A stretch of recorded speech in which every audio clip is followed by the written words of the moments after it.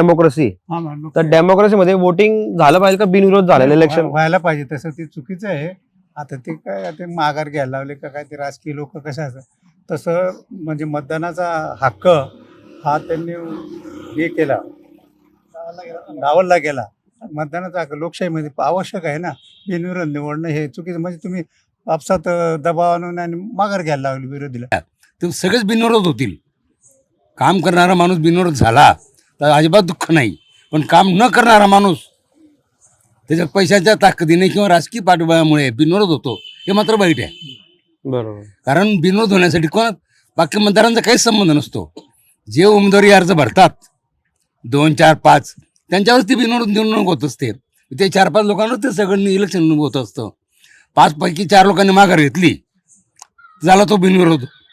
प्रश्न किती लोकांना जातो? फक्त 4च लोकांना जातात. बाकी मतदाराचा त्याचं काही बिनविरोधासाठी सुद्धा हा बिनविरोध आलेला हा योग्य आहे का नाही याच्यासाठी मतदान झालं पाहिजे.